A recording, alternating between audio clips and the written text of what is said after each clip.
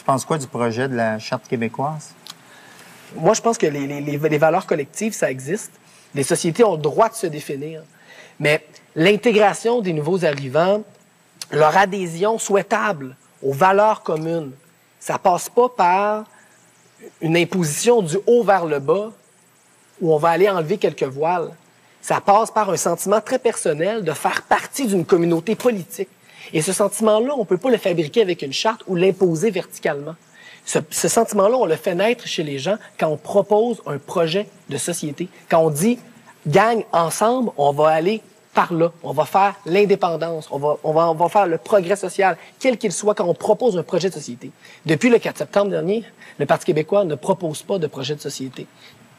Et s'il a vraiment la volonté d'intégrer les nouveaux arrivants, c'est ça qu'il doit faire. Nous parler d'écologie, nous parler de justice sociale, nous parler de qu'est-ce qu'on fait avec le Québec. Ça, pour moi, c'est de l'intégration positive et non pas répressive.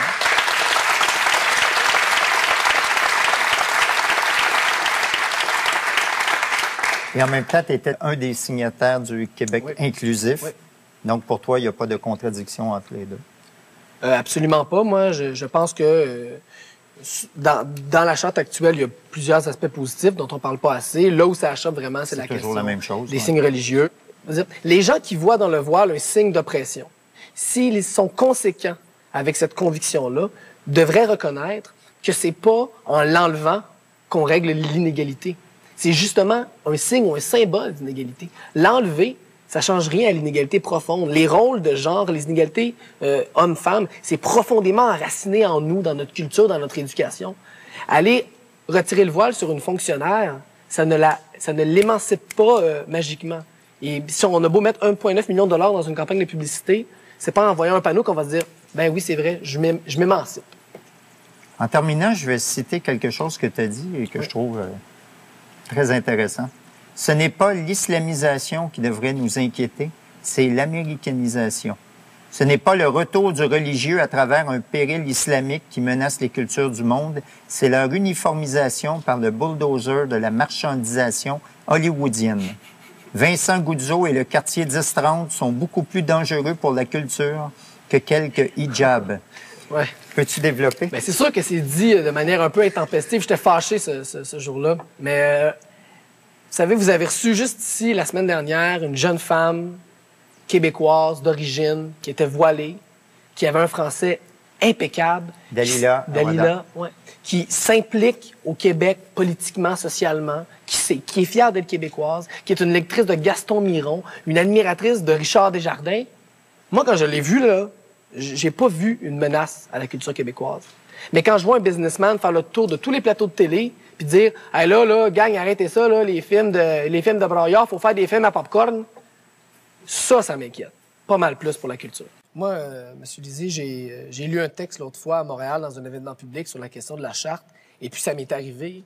Tout de suite après mon discours, il y a une jeune femme voilée qui s'est présentée au micro, qui a parlé à quel point elle était fière d'être québécoise, à quel point elle voulait faire du Québec un pays, mais à quel point elle était déchirée en ce moment parce qu'on lui demandait de se départir d'une moitié de son identité pour prouver l'autre moitié.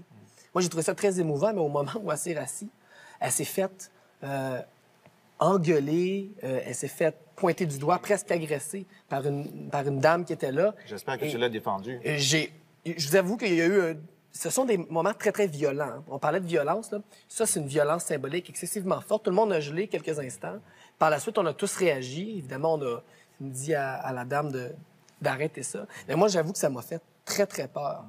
Et je trouve que ce climat-là... Et là, il ne s'agit pas simplement de division sociale. Il s'agit de haine profonde envers des individus. Moi, j'avoue que ça m'a fait très, très, très peur. Et je me demande si en ce moment, il n'y a pas des gens qui se sentent autorisés de l'exprimer. Alors qu'avant, ils se disaient « Oh non, ça se dit pas ». Au Québec, il y a un problème structurel de discrimination sur le marché du travail. Les immigrants ont beaucoup plus de difficultés à se trouver du travail, mais heureusement, le secteur public est celui où cette discrimination-là est la moins importante par rapport au secteur privé. Le secteur public est l'endroit où il y a le moins de discrimination. Ce qui m'inquiète dans le projet de charte, en fait, dans ses effets objectifs, c'est qu'il risque de refermer les portes de l'employeur qui est en ce moment le plus ouvert aux communautés culturelles. Et de renvoyer plein de gens chez eux, alors que le meilleur moyen pour l'intégration, c'est le travail.